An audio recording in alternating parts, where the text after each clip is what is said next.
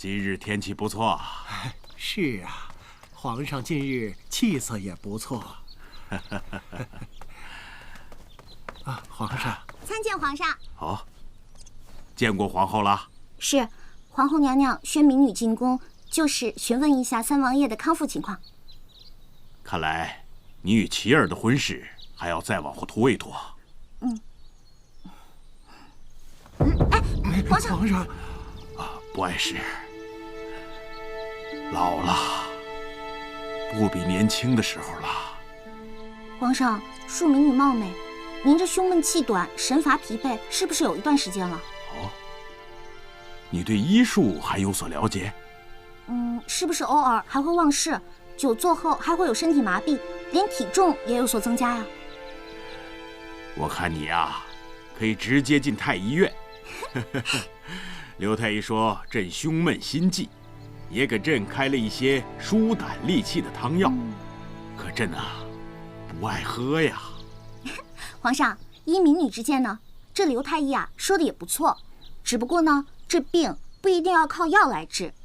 不过皇上，你以后一定要少吃盐，什么酱菜啊、咸肉啊这些的上不了台面的，您就甭理它了。贝类海鲜啊也要少吃，您一定要多吃瘦肉、豆腐、鱼汤之类的。偶尔呢也要来御花园散散步，相信很快就会不药而愈的。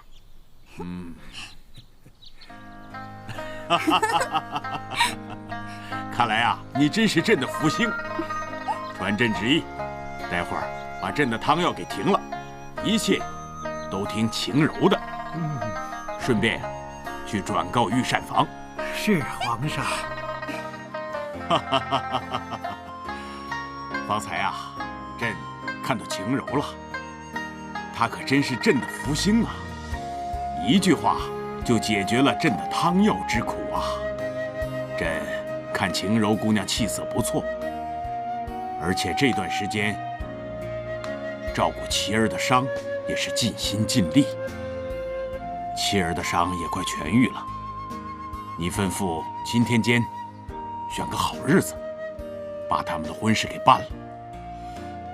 皇上，本来我儿与这晴柔的八字就不是什么上上之选，这大喜的日子又见了红，我听相国夫人说，这都是不祥之兆。又是相国夫人说，你是皇后，就应该有母仪天下的气度。这些都是内宅妇人之见，你也跟着起哄，以后不要跟他们说闲话了。皇上，这怎么是闲话呢？这关系到琪儿以后的幸福，我这个当娘的，能不希望她好吗？现如今，楚危未定，不知道有多少人想利用这个来做文章。有人说，晴柔这次被绑架是冲着琪儿去的，以绑架晴柔为名，实际上是想去伤害琪儿。甚至还有谣言说，这一切都是陈儿所为，这不是明摆着想挑拨兄弟俩的感情吗？你关心他们兄弟的感情是好事，但江山社稷的事情，你就不用过问了。皇上，我的心思你还不知道吗？这陈儿、琪儿都是我儿子，手心手背都是肉，只怕是旁人动了不该动的心思，这历朝历代因楚危未定导致皇子反目的事还少吗？说句大不敬的话，日后无论兄弟俩谁继承了你的位置，我还不是一样，是稳稳当当的太后吗？我干嘛要给自己添麻烦？臣妾只是不忍心看着社稷动荡，骨肉相残呢，皇上。皇后的话也不无道理啊，朕一定会好好考量考量。哦，过几日就是牡丹花会，朕让他们二人替朕出席，届时朕要好好的扬一番。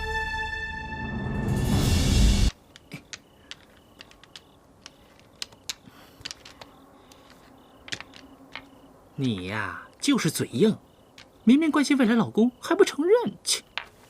我哪有？我就是觉得我这未过门的要守寡了，多不好。嘿，说曹操，曹操就到。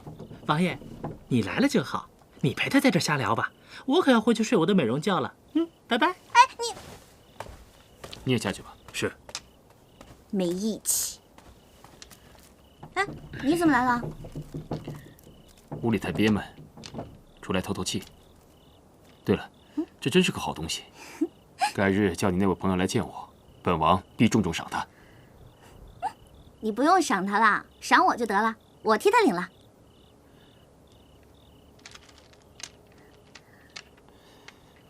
这又是什么？这个呀，叫做足底石子按摩疗法啦。它可以按摩脚底的穴位，达到活血通络的效果。虽然开始呢会有些痛，但到了后来真的对身体有好处的。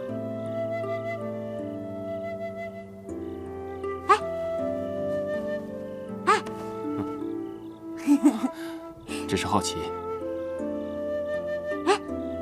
你看，你们这儿的星星多漂亮啊！真羡慕你们，一抬头就可以看到这么美丽的星星。在我们那里，想要看到这么美丽的星星，根本是不可能的。星星点灯，点亮我的家门，让迷失的孩子找到来时的路。青柔，你怎么每日都如此开开心心？我们认识也很长时间了，似乎从未见过你垂头丧气的样子。我觉得吧，这人呢不可能遇见出门就捡元宝的好事儿，所以呢，开心呢也是一天，不开心啊也是过一天，而且不开心又能改变什么呢？所以干嘛不开开心心的度过每一天呢？就拿你来说吧，你呢是皇帝的儿子，又是货真价实最顶级的高富帅，要风得风，要雨得雨，你还有什么不开心的呢？是不是啊？哦，只是今日见到独孤，心中有几分不安呢。我与他刚相识的时候，他不是这样子的，我感觉他变了，我们之间似乎存在了隔阂。这人呢都会变的，而且呢，亚里士多德说过一句话，人生呢就是意外和变化。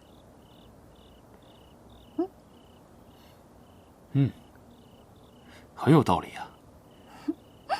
可是亚里士多德是何人呢？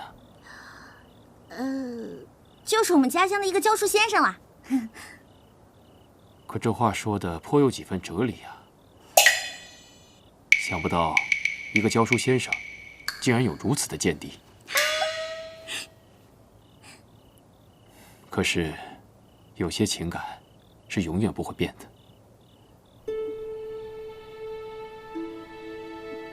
突然说这个干嘛？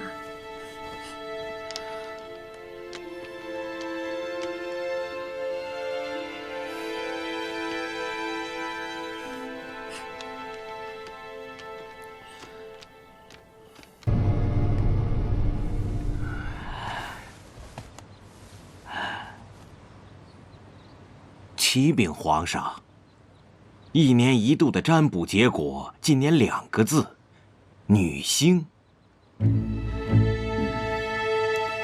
凤穿牡丹，龙飞天。此签何解啊？天意所出，自有其意。皇上乃真龙天子，老衲断言，过不了多久，皇上定能明了天意。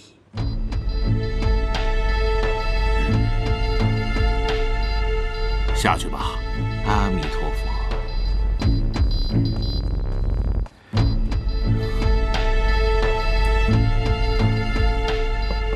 凤穿牡丹，龙飞天。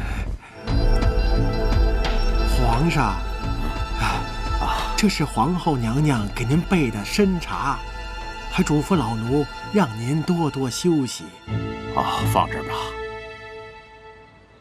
吧。对了，小秋子，这女星是什么意思啊？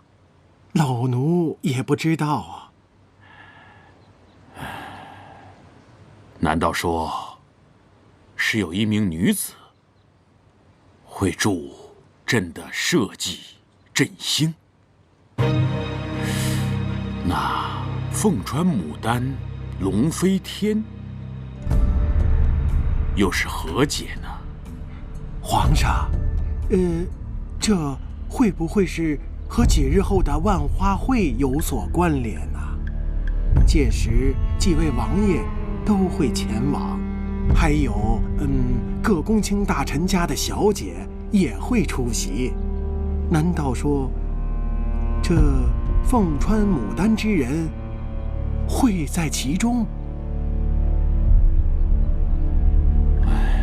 万花会。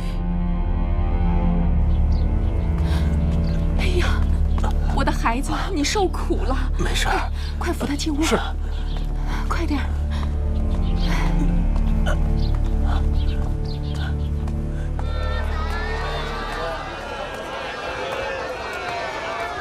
落花有意，流水无情。我看三王爷心意的人另有其人。青柔，你为何对这些空谈国事的书生感兴趣？什么叫空谈国事啊？你好歹也是个官二代，根正苗红的，怎么就没有一点当领导的意识呢？我告诉你啊，知识改变命运，学习成就未来，智慧铸就人生，学习挖掘机技术哪家强？中国山东找蓝翔。蓝翔？哎呀，这个不重要。快，给我过来！哎，快点！哎呦！听闻这二王爷有意娶相国之女为妻，这可是门当户对呀。哎，我听说这杜小姐呀，有着天下至高无上的命格。至高？那不就是母仪？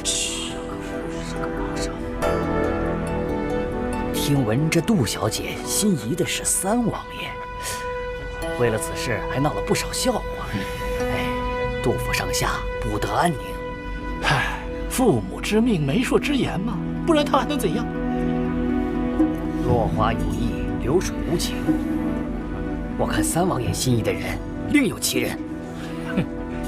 乡野村妇，无父无母，大喜之日即招来血光之灾，定是不祥之人。你为何在此大放厥词？皇上是明君，广开言路，社稷之事自有我们文人来探讨钻研。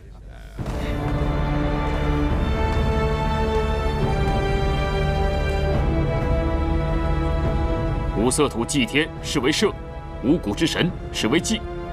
社稷二字指的乃是国土与民。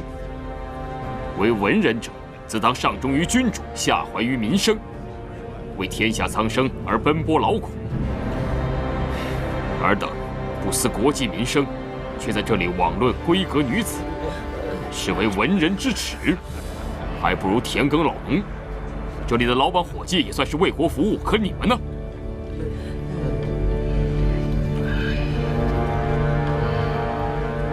这就是你所谓的学习成就未来，智慧铸就人生？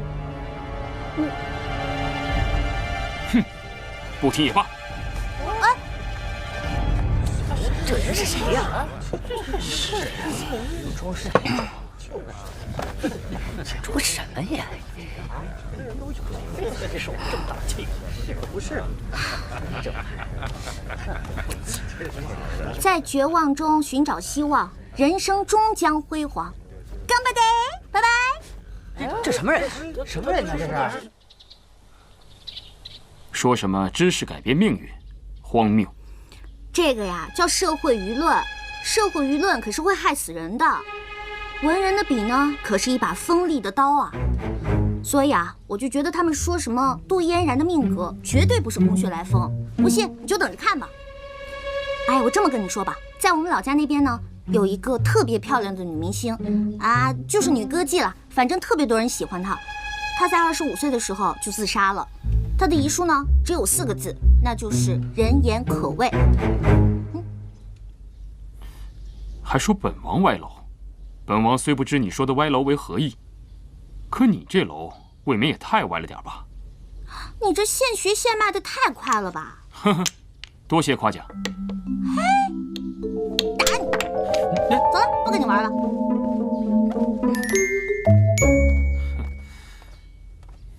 哎，独孤，你何时来的呀？怎么也不提前说一声？难得见王爷一笑，所以不忍打扰。哦，本王也说不出为何，一见着尹晴柔，整个人都轻松了许多。王爷，我是来辞行的。哦，要去何处啊？一些私事，要去一些时日。需要本王帮忙吗？不需要，只是一些小事。独孤，容本王问一句，你要走，可是因为晴柔啊？不是，王爷多虑了。啊，那就早去早回。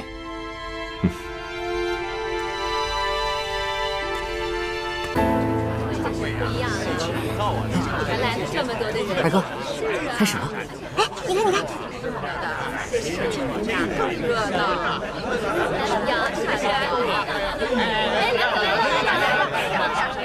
大家安静安静，我们万花会现在正式开始，有请各位才子佳人献艺。好歹你也是皇子，赶紧上！大哥，你为长，我为幼，自古就有孔融让梨之佳话，还是你先吧。我的文采一向不如三弟，还是你来吧。看看你们，还是我先来吧。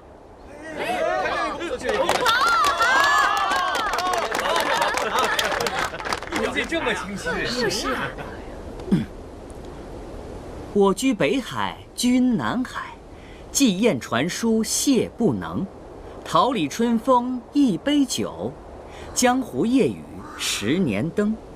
持家但有4利弊，治国不齐3折弓。想得读书头已白，隔溪圆枯瘴烟腾。哇塞，司马懿好棒！既然四弟开了门，为兄就不客气了。哎，又有位公子上，哎，是啊，这回又是谁呀？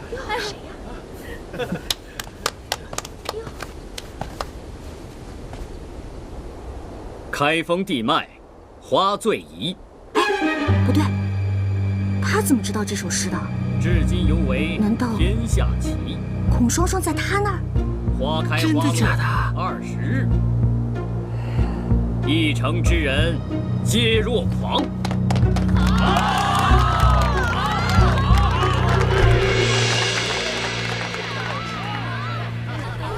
二哥的诗磅礴大气，又将这一城之人爱花之状描绘得如此生动传神，小弟自愧不如，甘拜下风。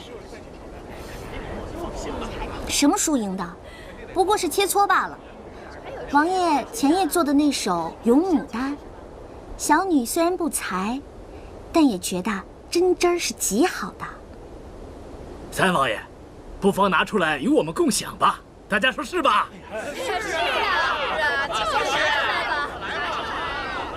哦，你说那首啊，不妥不妥。如何不妥啊？小女真的是觉得是极好的。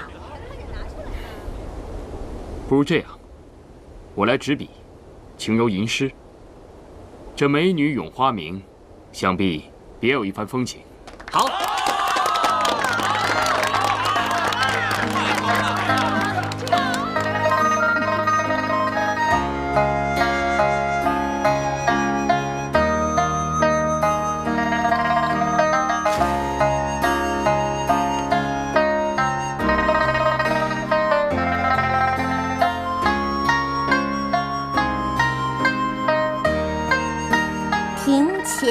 芍药，腰无格。池上芙蕖，净少情。唯有牡丹，真国色。花开时节，动京城。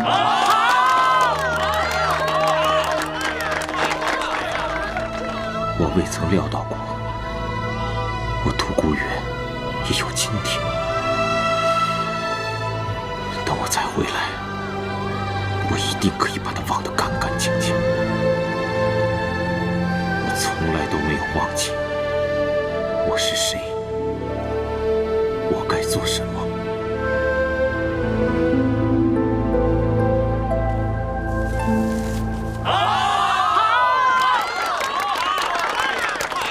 杨大学士是我朝第一个大三元，一向为文人典范。不知杨大学士以为这2首诗如何呀？杨某有话直说，不是怕得罪任何一位王爷，只是这2首诗真的是淡妆浓抹，各有千秋，不分高下。在下实在是难以评价，惭愧，惭愧呀！下面有请去年的花魁杜嫣然小姐。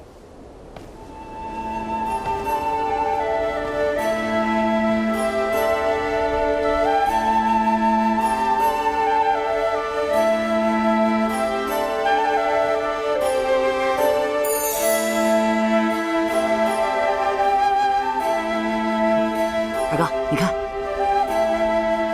跳得真好啊！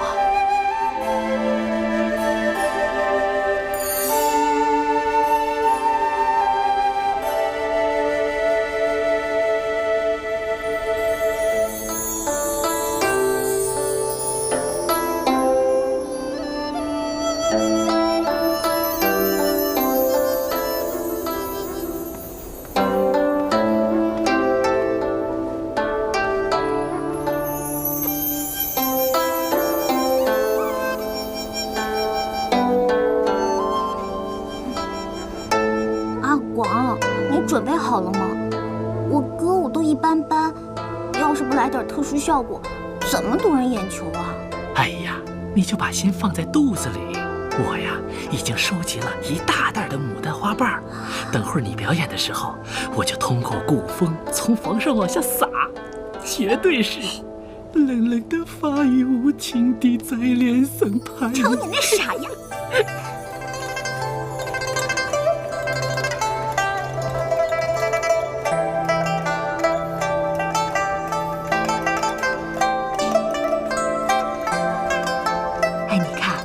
杜姑娘裙子上的刺绣啊，可是近来才出现在苏州城的凤川牡丹。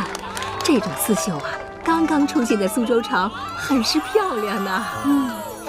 是啊，还有她头上的钗，好特别呀！我从来没有看到过这样的花色。我早就听说啊，这杜大小姐啊，是引领京城闺秀美艳之首的。看来呀，果真是名不虚传呢。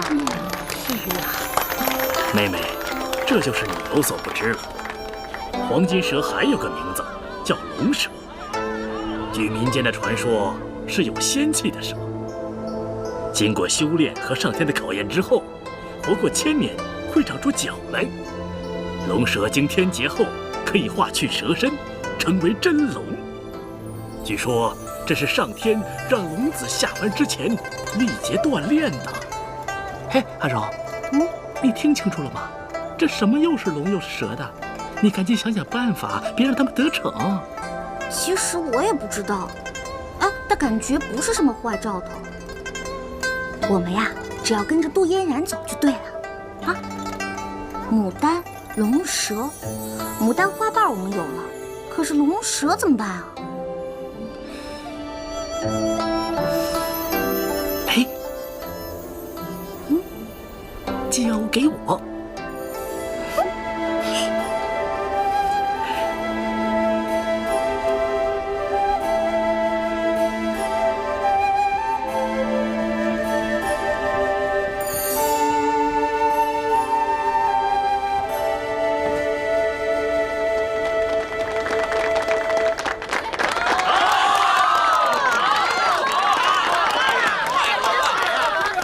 下面有请尹晴柔小姐登台献艺。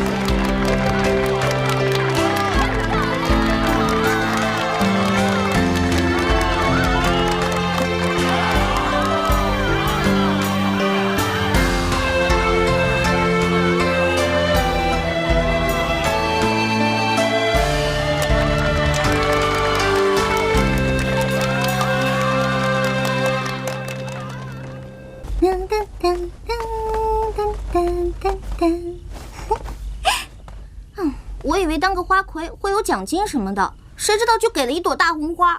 你们主办方也真够抠的。晴柔，你为何如此喜爱钱财啊？因为钱最靠谱啊！哎，算了，说了你也不懂。我现在啊，拿去给德姑看。不用了，他走了。走了？他去哪里了？你为何如此紧张？没有，我只是觉得朋友一场，那走了我应该给他送行什么的呀。送行？你不会挽留他吗？他走自然有他的道理啊，我为什么要挽留啊？哎，对了，你觉得我今天舞跳的怎么样？说起这万花会，我也觉得奇怪，你为何突然间转个不停呢？我记得你平常是不爱跳舞的呀。我也不知道为什么，但是杜映跟谢言辰肯定在里面搞了什么幺蛾子，所以我就跟着杜嫣然就对了。他有牡丹，我也有；他有金蛇，我有小龙，肯定是玩什么上天旨意那一套，说什么他杜嫣然的老公肯定是未来真龙什么的，所以啊，现在被我一折腾，肯定坏了他们的好事儿。谁让我的未来夫君也是真龙呢？真是大言不惭。你可别得了便宜又卖乖，我这还没过门呢，就为你到处着想，你可别到时候掉链子啊！别忘了，我的未来夫君可是上天旨意的真龙呢。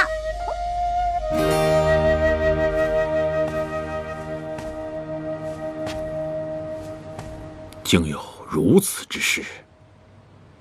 照此说来，这两个女人都有兴国之兆，都有母仪天下的命格了。天无二日，国无二主，这岂不是荒唐？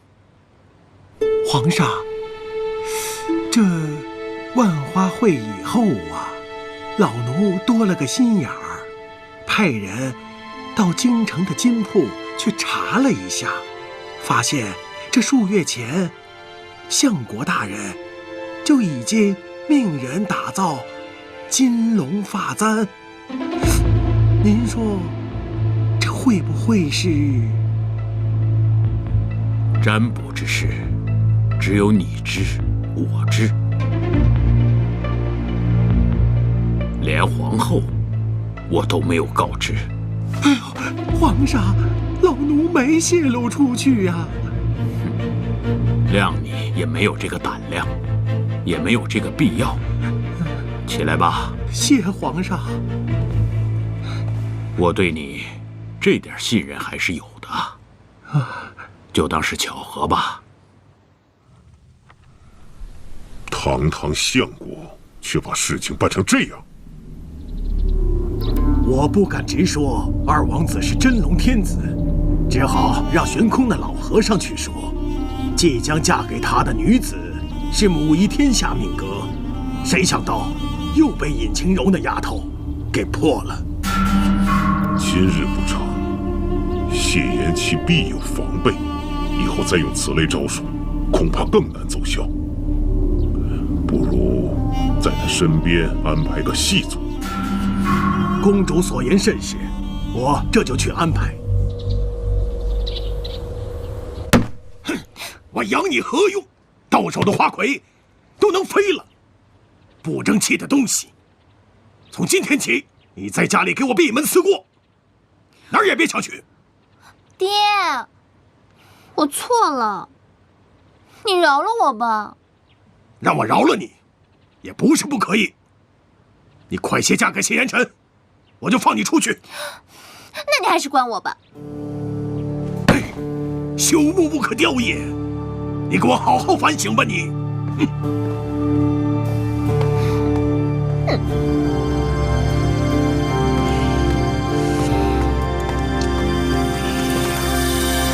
哎，我说哥呀，你能不能别再晃来晃去的了？跟个苍蝇似的，我头都大了。嫣然没能拿到花魁，回去之后他爹肯定又不会放过他，你叫我怎么能坐得住啊？哟，这嫣然叫的，可真够亲切的呀！不行，我得去看看他。哎，你别走，你这是要干嘛呀？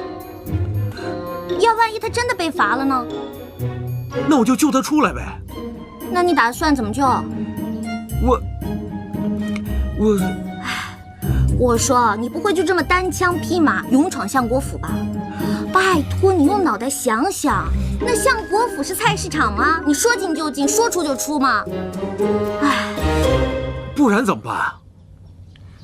晴柔说的有道理，你只身闯相国府，就算救得嫣然，也会因此祸及家人。越是慌乱之际，越要审时度势，慎重行事啊！这恋爱中的人智商果然是负数。不过多亏你有我这个好妹妹。难道你有办法？那当然了，还不快来谢我？晴柔，你若已有了计谋，就别卖关子了，速速告诉他便是。切，你们男人果然都是一条心。来，听我说啊，我们可以这样。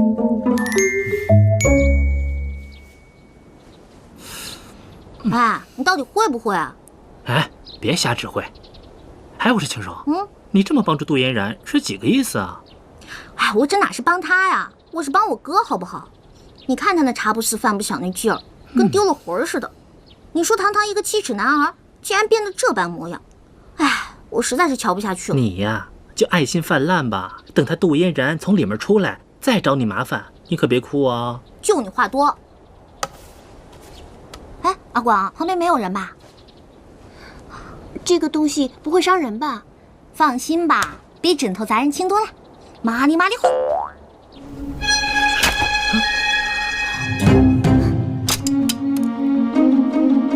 哎，晴柔，你说你这个东西如果抛错了地方，被别人看到了可怎么办呢？放心吧，外人看不懂。什么意思啊？我没有署名，只有我哥的暗号。什么暗号啊？你就别八卦了，这是人家的小秘密，好吗？我们还是快走吧，别一会儿让别人发现了。走。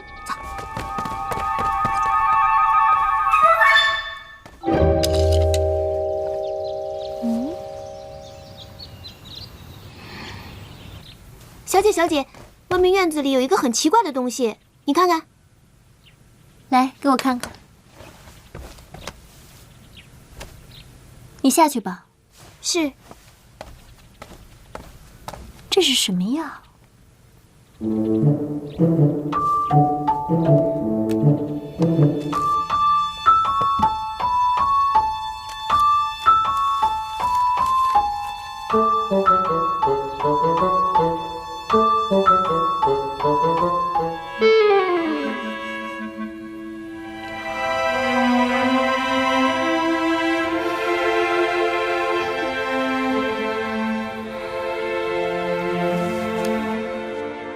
我这次来，是想让皇上赐婚，把嫣然许配给严琛王爷。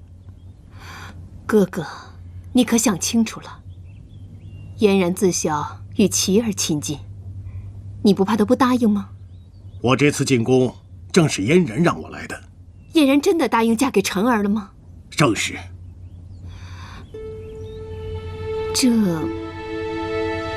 这我还真就不明白了。还望娘娘成全。哥哥，我们是自家人，你能不能跟我说句实话？嫣然真的答应嫁给辰儿了吗？妹妹既然说是自家人，那我也就直说了。我们杜家有妹妹母仪天下，才有了今日的荣耀。我就嫣然这一个女儿，她的未来不光是自己的，也是我们杜家的。我明白哥哥的意思，我也想让嫣然继承我的后位，以确保我们杜家家门兴旺。可现如今，太子之事，皇上并无主意，你怎敢如此揣测圣意？若是皇上无意将太子之位传给辰儿，你岂不是算盘落空？那就仰仗妹妹了，立谁为太子，妹妹的话才是最重要的。哥哥越说越不像话了，都是我的儿子，无论皇上立谁做太子，我都无话可说。可你的意思是说我左右圣意，在自己的儿子之间做选择吗？娘娘息怒，我这也是未雨绸缪。毕竟皇位只有一个，立谁为太子，这是皇后娘娘必须要做的选择。与其到时候慌乱不堪，不如早做选择呀。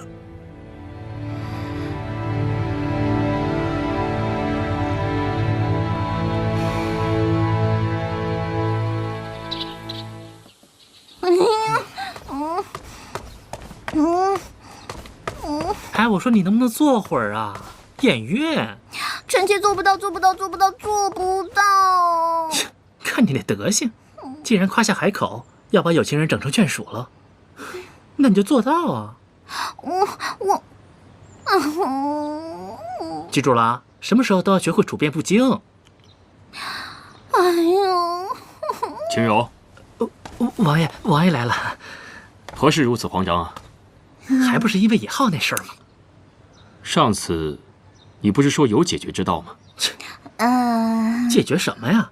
哎，就往人家门口放一个纸飞机，那消息人家看不看得到还不一定呢。哎，你天天就知道损我，不损我能死啊？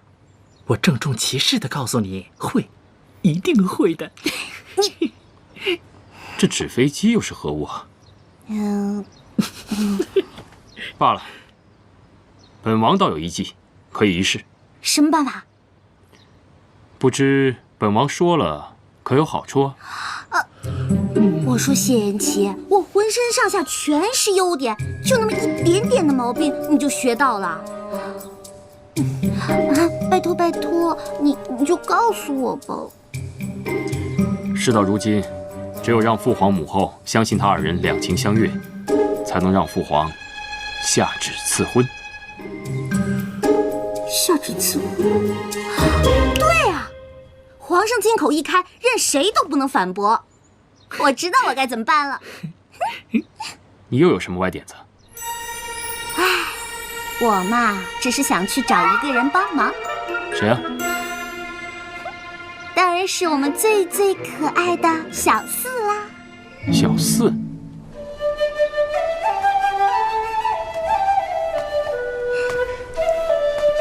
哎，帅哥，一个人啊？我正觉得无聊，正好你来了，来，陪我喝两杯。喝酒嘛，好说。不过呢，本姑娘是来找你帮忙的。哦。你要是答应我呢，我就陪你一醉方休；你要是不答应我，不行，你必须答应我。帮忙还必须？那我得听听你这事儿有意思没意思了。废话，没意思我能来找你啊？说来听听。我希望你能让皇上帮忙赐个婚。赐婚？父皇不是已经给你和三哥赐婚了吗？不是我，是尹浩和杜嫣然。亏你想得出来啊！怎么着，你就这么怕杜嫣然把三哥抢走，这么着急把她嫁出去？你胡说什么呢？他们两个是两情相悦，好吗？而且啊，我浩哥都为了这事儿急出病来了。先说帮不帮？你这么一说，我想起来了，万花会的时候，我看他们俩眉来眼去的。没想到我嫣然表姐还挺有趣呀，明明说非我三哥不嫁，没想到居然和尹浩。知道什么叫做缘妙不可言吗？小四，你就帮帮我吧。不帮。哎呀，小四，你就帮帮他们吧。你没听说过一句话吗？只要人人都献出一点爱，这个世界将变成美好的明天。哼，这件事儿我可不想插手。为什么呀？因为我一向不插手哥哥们之间的事儿啊。我呀，只想做这花间一壶酒。不对，你情绪不对啊，小四，你是不是有什么心事儿？哎呀，别喝了，有什么事儿你就告诉我嘛。就咱俩这关系，我就跟你平了。这事儿，你可平不了。什么事儿啊？晴柔，你说尹浩和杜嫣然真的是两情相悦？那当然了。好，既然如此，我就和你做一回月下老人。说吧，让我怎么帮？太赞了，够哥们儿。其实啊，特别简单，就是想让你去劝服一个人，然后演一场戏。快，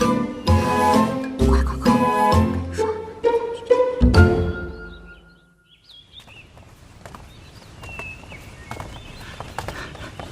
母后，王爷，儿臣参见母后。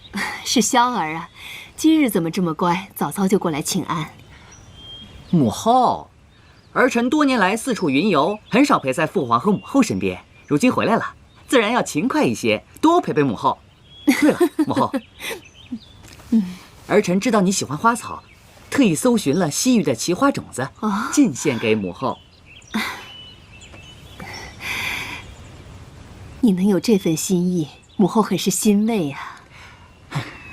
母后，儿臣听说，嫣然表姐被舅父禁足于府中，已多日不曾出门走动了。是啊，这事我也略知一二。嫣然也曾托人带了书信来，希望我劝说他父亲放了他。我也正为此事为难呢。不知是因为何事呢？还不是因为他的婚事吗？你舅父希望她嫁给你二哥，他不同意。可儿臣听说，嫣然和尹浩已经是情投意合，两厢情愿，难道舅父不知情吗？尹浩，这怎么可能呢？千真万确，儿臣不敢隐瞒母后。什么时候的事儿啊？怎么平白无故多出个尹浩呢？儿臣听说，嫣然表姐常去三哥的府上，其实是为了尹将军。依儿臣看，母后何不做个顺水人情，劝父皇赐婚于二人，也算是成就了一桩好姻缘。那怎么能行？尹浩只不过是个臣子，就算尹老将军战功赫赫，尹浩将来也顶多就是个将军。再说了，我已答应你舅父，求皇上将嫣然许配给你二哥了。母后，儿臣认为此事万万不可。为何？您想啊，嫣然身为相国之女，再嫁皇子，必将引起朝廷上下震动。母亲可知，自古以来，那些外戚专权的下场吗？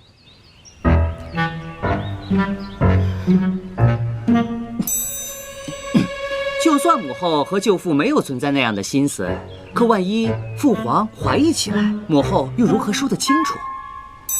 再加上满朝大臣难免闲言碎语，这对母后和舅父的清誉是无益的呀。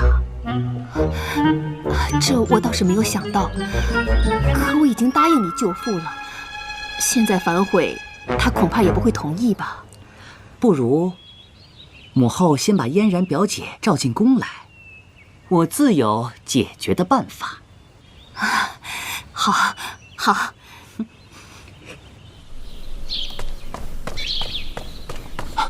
大人，何事惊慌？刚才宫里传来消息，说小姐服毒自尽了。什么？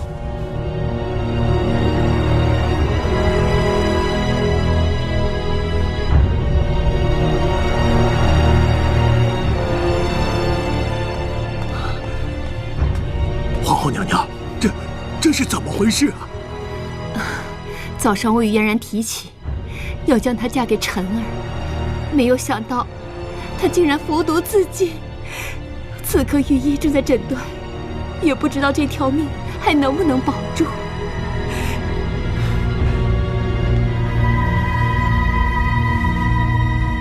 皇后娘娘，相国大人，小姐服的毒甚是奇特，臣无法断定，脉象也犹若悬丝，无法判断，更无法下药啊！废物！你要是治不好小姐，我饶不了你！臣无能，望大人恕罪。皇上驾到！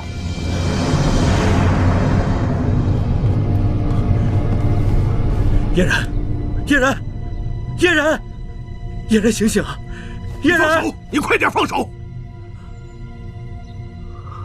发生什么事了？请皇上恕罪。皇上，没想到小女的事惊动了皇上，老臣罪该万死。找到解毒之法了吗？启禀皇上，此毒貌似来自西域，臣一时半晌还找不到解毒之法。你说此毒来自西域？是。父皇，儿臣曾经游历西域多次，见过西域的巫蛊之毒，不如让儿臣一试，给嫣然诊脉。好，去吧。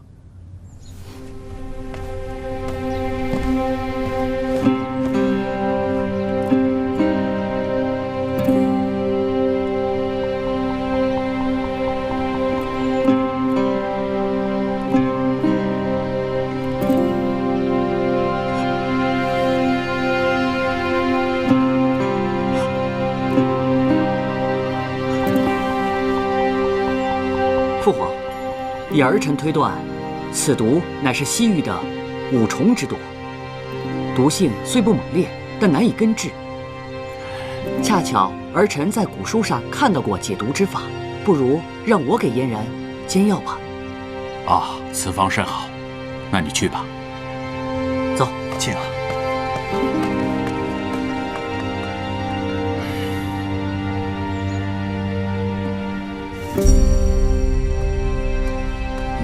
父皇，父皇，药已煎好，只是有几味药引都是毒药，眼下只有以毒攻毒的方法才能治愈啊。那，快给他喂药吧。慢，此药毒性不弱，必须有人试过，观察无恙之后，才能给病人服用，否则毒上加毒，就真的无力回天了。我来试药。慢，尹老将军就你一个独子，你要出什么事，那让朕情何以堪呐！启禀皇上，尹浩已对嫣然心有所属，若是嫣然死去，尹浩也不会独活。这药无需别人来试，必须我来。大哥，你疯了！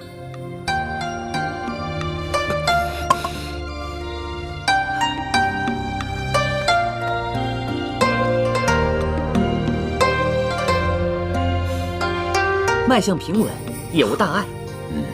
太好了。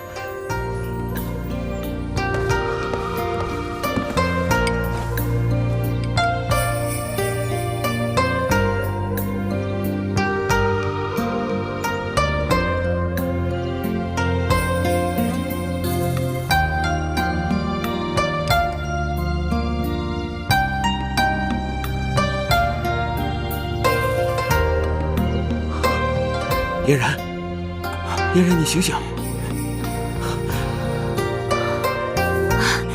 醒了。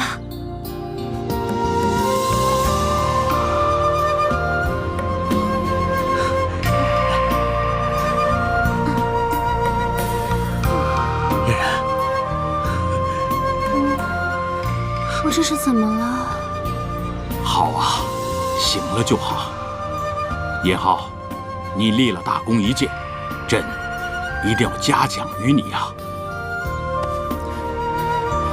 启禀父皇，尹浩替嫣然试药，赤子之心感天动地。既然两人两情相悦，还请父皇赐婚，不如就让有情人终成眷属吧。皇上，万万不可呀！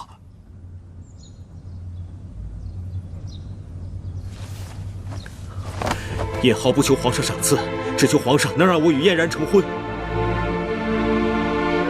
父皇，儿臣也请您赐婚于二人。皇上，既然这样，还是问问嫣然的意思吧。如果嫣然同意，何不成全这桩美事呢？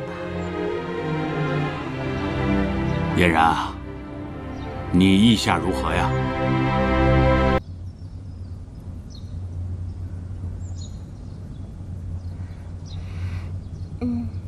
好，既然这样，那朕就将嫣然赐婚于你，日后你要多多照顾。谢皇上。恭喜尹将军，恭喜大哥！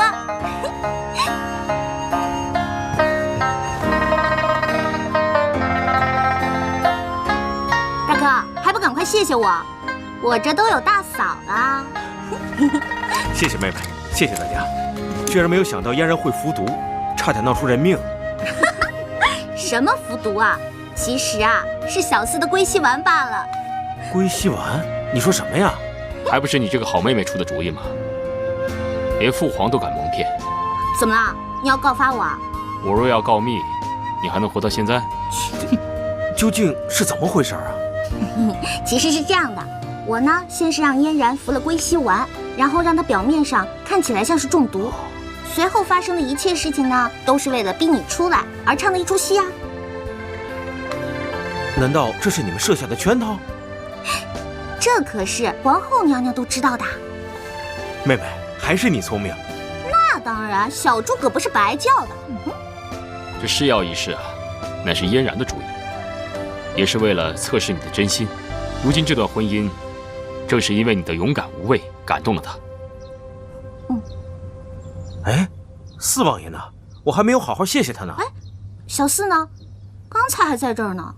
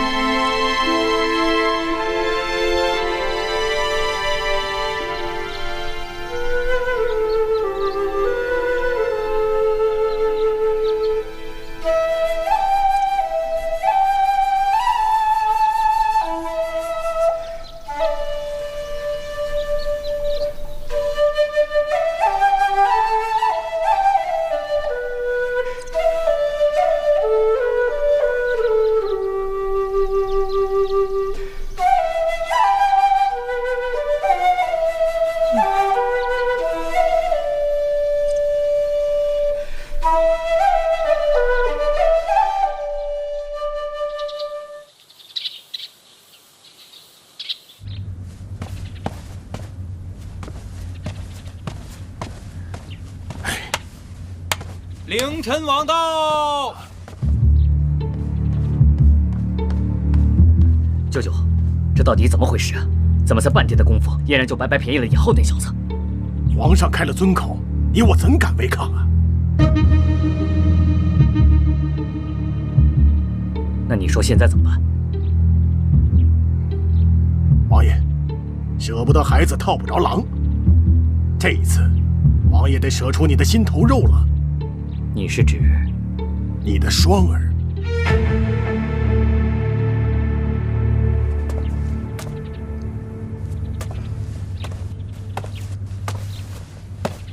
生儿见过王爷，相国大人。双儿，你可知道我找你来所为何事啊？双儿不知。双儿，相国大人打算收你为义女，你可愿意？双儿不敢高攀。哪儿的话呀！从我一见到你，就觉得你跟老夫投缘呢。啊！还不快拜见义父大人！双儿拜见义父大人。好，好，好，快起来吧！啊！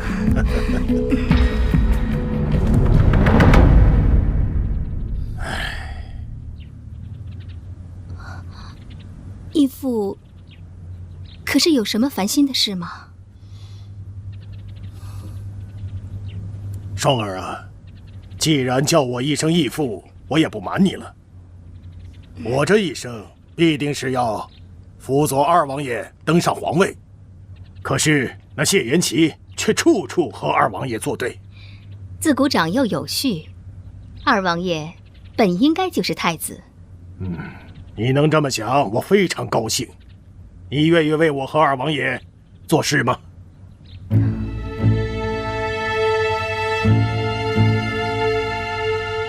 双儿为难之际，是王爷救了双儿。现在相国大人又是这样的抬举双儿，无论什么事，双儿必定赴汤蹈火，在所不辞。好，不愧是我的女儿啊！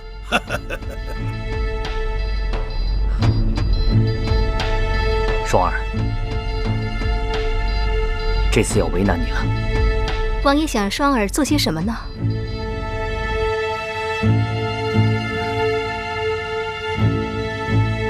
我和二王爷想让你成为谢延琪的女人。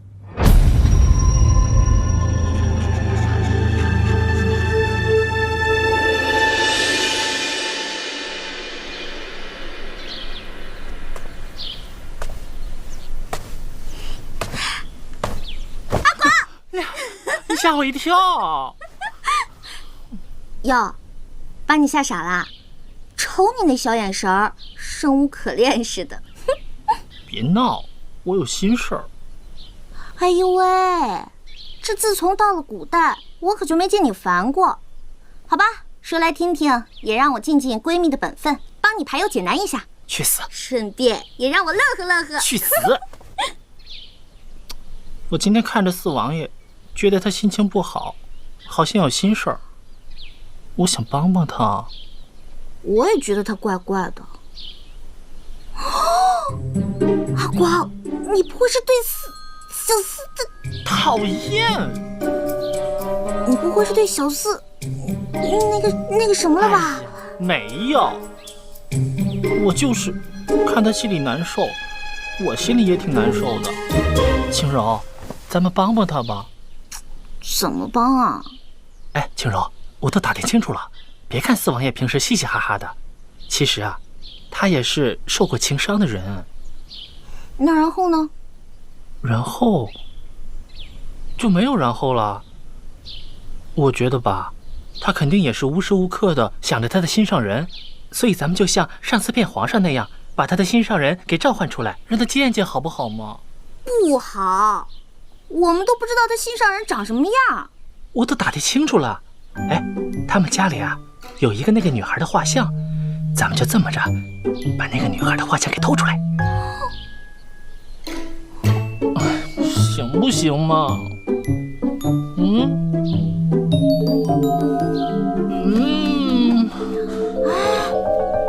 好。小四，我们来找你玩了。广公公，哎，你们王爷呢？四王爷一早就出去了。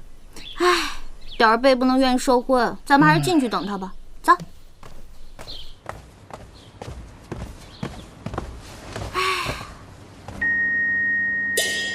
阿光，你说小四会把这幅画藏在哪儿啊？我也不知道，现在只能先四处找找了。哎呦，你说小四最喜欢在房间里面藏一些美酒了，要不我们先去找找看吧？好啊，走。尹姑娘，您还是等四王爷回来吧。我跟你们四王爷那么熟，哎呦喂！尹姑娘好疼！尹姑娘她有疯牛病，是麻风病，你赶紧去找太医，一会儿就不得了了，快点去，快点去！不行了，我快不行了！你才有疯牛病呢！哎，我这不一时口误吗？好了好了，赶快去找吧。好。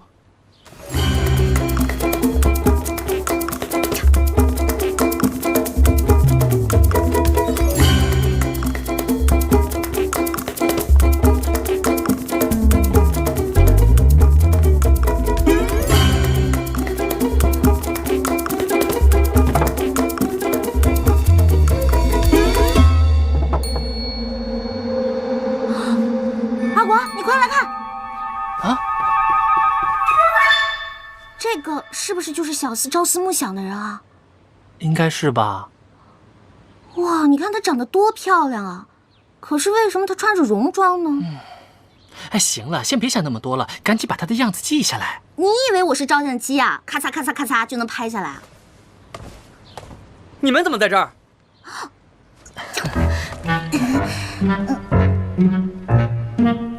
你们私闯我的寝宫，还乱翻东西，看来真不把我看着王爷了。哎呀，小司，我都跟你这么熟了，你就别那么严肃了，好不好？轻柔，我看是三哥把你给惯坏了吧？没有呢。说吧，所为何事？我想，并非只有喝酒那么简单吧？我这次来呢，是感谢你上次帮我大哥的忙的。那谢礼呢？谢礼？既然登门感谢，没有谢礼，那谢字就毫无诚意。谁说我没有谢礼了？哦，我是来邀请你参加我们的烧烤大 party 的。烧烤爬梯，什么意思啊？没听过没看过吧？保证你不会失望的。哎，听你这么一说，我倒觉得挺有意思的。好，我一定到。国，哎，青柔，青柔，你没事吧？没什么事，我最近辣条吃多了啊，没什么事，我先走了啊，再见啊。走啦。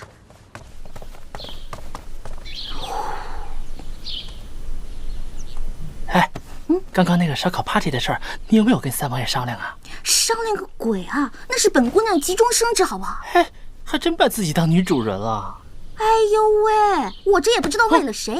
我知道错了。哎，你辛苦了啊。哎，翻脸不认人，你个小贱贱！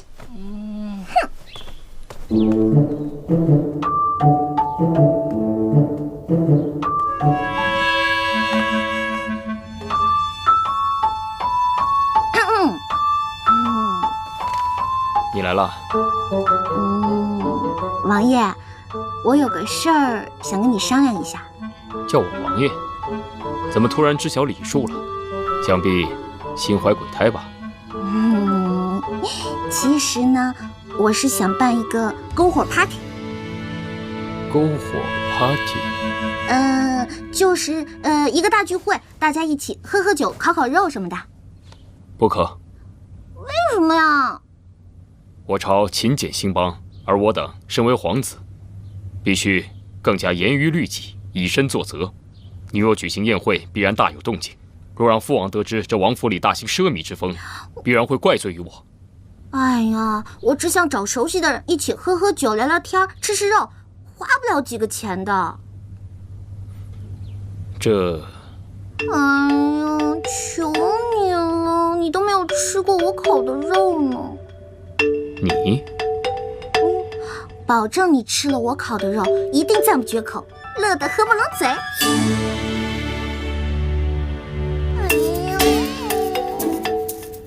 既然这样，那你就去准备吧，但是切记不可铺张浪费。